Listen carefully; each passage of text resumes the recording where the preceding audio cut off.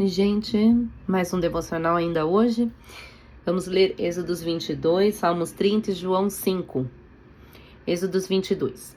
Leis acerca da proteção da propriedade.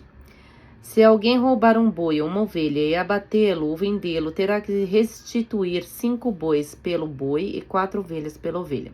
Se o ladrão que for pego arrombando for ferido e morrer, quem o feriu não será culpado de homicídio. Mas se isso acontecer depois do nascer do sol, será culpado de homicídio. O ladrão terá que restituir o que roubou, mas se não tiver nada, será vendido para pagar o roubo. Se o que foi roubado for encontrado vivo em seu poder, seja boi, seja jumento, seja ovelha, ele deverá restituí-lo em dobro. Se alguém levar seu rebanho para pastar num campo ou numa vinha e soltá-lo de modo que venha pastar no campo de outro homem, fará restituição com o melhor do seu campo ou da sua vinha. Se o fogo se espalhar e alcançar os espinheiros e queimar os feixes colhidos ou o trigo plantado, ou até a lavoura toda, aquele que iniciou o incêndio restituirá o prejuízo. Se alguém entregar o seu próximo prata ou bens para serem guardados e estes forem roubados na casa deste, o ladrão, se for encontrado, terá que restituí-lo em dobro. Mas se o ladrão não for encontrado, o dono da casa terá que comparecer perante os juízes, para que se determine se ele não lançou mão dos bens do outro. Sempre que alguém se apossar de boi, jumento, ovelha, roupa ou qualquer outro bem perdido, mas alguém disser, isto me pertence, as duas partes envolvidas levarão o caso aos juízes. Aquele a quem os juízes declararem culpado restituirá o dobro ao seu próximo. Se alguém der ao seu próximo o seu jumento, o boi ou ovelha ou qualquer outro animal para ser guardado, e o animal morrer, foi ferido ou for levado, sem que ninguém o veja, a questão entre eles será resolvida, prestando-se um juramento diante do Senhor de que um não lançou mão da propriedade do outro. O dono terá que aceitar isso e nenhuma restituição será exigida. Mas se o animal tiver sido roubado do seu próximo, este terá que fazer restituição ao dono. Se tiver sido despedaçado por um animal selvagem, ele trará com prova o que restou dele e não terá que fazer restituição. Se alguém pedir emprestado ao seu próximo um animal e este for ferido ou morrer da ausência do dono, terá que fazer restituição. Mas se o dono estiver presente, o que tomou emprestado não terá que restituí-lo. Se o animal tiver sido alugado, o preço do aluguel cobrirá a perda. Leis acerca das responsabilidades sociais. Se um homem seduzir uma virgem que ainda não tenha compromisso de casamento e deitar-se com ela, terá que pagar o preço do seu dote, e ela será sua mulher. Mas se o pai recusar-se a entregá-la, ainda assim o homem terá que pagar o equivalente ao dote das virgens. Não deixem viver a feiticeira. Todo aquele que tiver relações com o animal terá que ser executado. Quem oferecer sacrifício a qualquer outro deus, e não unicamente ao Senhor, será destruído. Não maltratem nem oprimam o estrangeiro, pois vocês foram estrangeiros no Egito.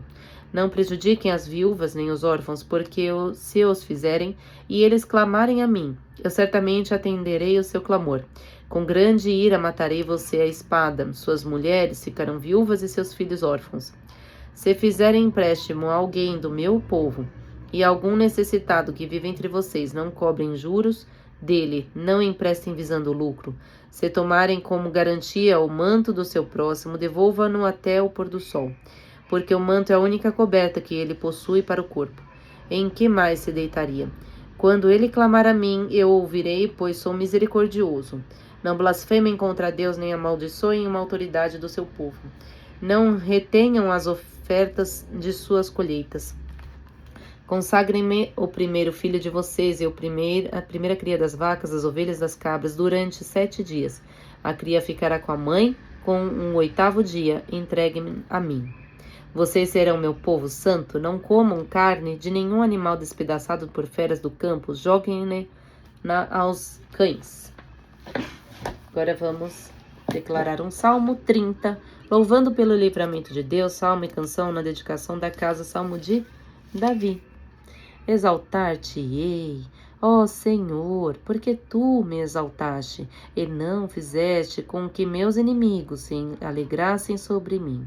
Senhor meu, clamei a ti, e tu me saraste. Senhor, fizeste subir a minha alma da sepultura. Conservaste-me a vida para que não descesse ao abismo. Cantai ao Senhor, vós que sois seus santos, e celebrai a memória da sua santidade. Porque a sua ira dura só um momento, no seu favor está a vida. O choro pode durar uma noite, mas a alegria vem pela manhã. Eu dizia na minha prosperidade, não vacilarei jamais. Tu, Senhor, pelo teu favor, fizeste forte a minha montanha. Tu encobriste o teu rosto e fiquei perturbado. A ti, Senhor, clamei, e ao Senhor supliquei. Que proveito há no meu sangue quando desço a cova? Porventura te louvará o pó? Anunciará ele a tua verdade? Ouve, Senhor, e tem piedade de mim, Senhor, seu meu auxílio. Tornaste o meu pranto em folguedo. Desataste o meu pano de saco e me cingiste de alegria, para que a minha glória a ti cante louvores e não se cale. Senhor meu Deus, eu te louvarei para sempre. Amém. E vamos ler João capítulo 5, a cura de um paralítico. Depois disso, houve uma festa dos judeus, e Jesus subiu a Jerusalém. Há em Jerusalém, junto à porta das ovelhas, um tanque chamado em hebraico Betesda, que tem 5 pórticos. Nesses pórticos jaziam um grande número de enfermos, de cegos, de coxos e de paralíticos que esperavam o movimento da água, pois de tempos em tempos um anjo do Senhor descia ao tanque e a água se punha em movimento. E o primeiro que entrasse no tanque depois da agitação da água ficava curado de qualquer doença que tivesse. Estava ali um homem enfermo havia 38 anos. Vendo-o deitado e sabendo que já havia muito tempo que estava enfermo, perguntou-lhe Jesus: Queres ficar curado? O enfermo respondeu-lhe: Senhor, não tenho ninguém que me ponha no tanque quando a água é agitada. Enquanto vou, já outro desceu antes de mim. Ordenou-lhe Jesus: Levanta-te, toma o teu leito e anda. No mesmo instante, aquele homem ficou curado, tomou o seu leito e foi andando. Ora, aquele dia era sábado, e os judeus diziam ao homem curado: É sábado, não te é permitido carregar o teu leito. Respondeu-lhes ele: Aquele que me curou disse: Toma o teu leito e anda. Perguntaram-lhe eles: Quem é o homem que te disse: Toma o teu leito e anda? O que havia sido curado, pois não sabia quem era, porque Jesus se havia retirado da multidão que estava naquele lugar. Mais tarde, Jesus o achou no templo e lhe disse: Eis que ficaste são. Já não peques, para não te acontecer coisa pior. Aquele homem foi então contar aos judeus que fora Jesus quem o havia curado. Por esse motivo, os judeus perseguiam Jesus, porque fazia esses milagres no dia de sábado. Mas ele lhes disse: Meu Pai continua agindo até agora, e eu ajo também. Por essa razão, os judeus, com maior ardor, procuravam tirar-lhe a vida, porque não somente violava o repouso do sábado, mas afirmava ainda que Deus era seu Pai e se fazia igual a Deus. A comunhão do Filho e do Pai. Jesus tomou a palavra e disse-lhe: em verdade vos digo, o Filho de si mesmo não pode fazer coisa alguma, ele só faz o que vê fazer o Pai. E tudo o que o Pai faz, o faz também semelhantemente o Filho, pois o Pai ama o Filho e mostra-lhe tudo o que faz, e maiores obras do que esta lhe mostrará, para que fiqueis admirados. Com efeito, como o Pai ressuscita os mortos e lhes dá vida, assim também o Filho dá vida a quem ele quer. Assim também o Pai não julga ninguém, mas entregou todo o julgamento ao Filho. Desse modo todos honrarão o Filho, bem como honram o Pai. Aquele que não honra o Filho não honra o Pai que o enviou.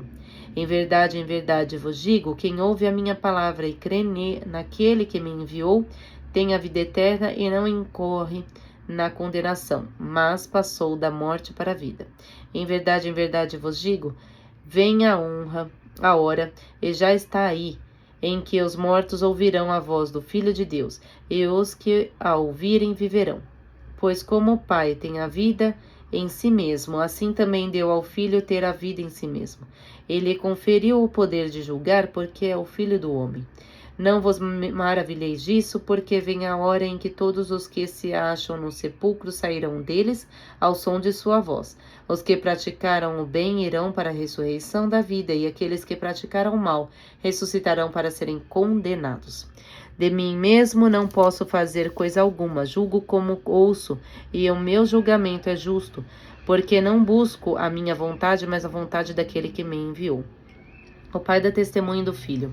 Se eu der testemunho de mim mesmo, não é digno de fé o meu testemunho.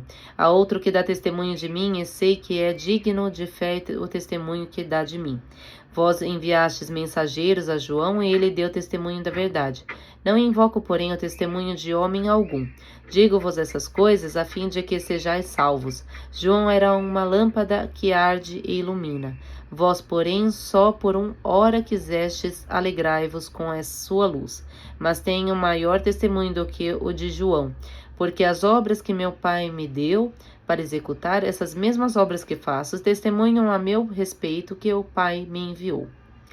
E o Pai me enviou, ele mesmo deu testemunho de mim. Vós nunca ouvistes a sua voz, nem vistes a sua face, e não tendes a sua palavra permanente em vós, pois não credes naquele que ele enviou.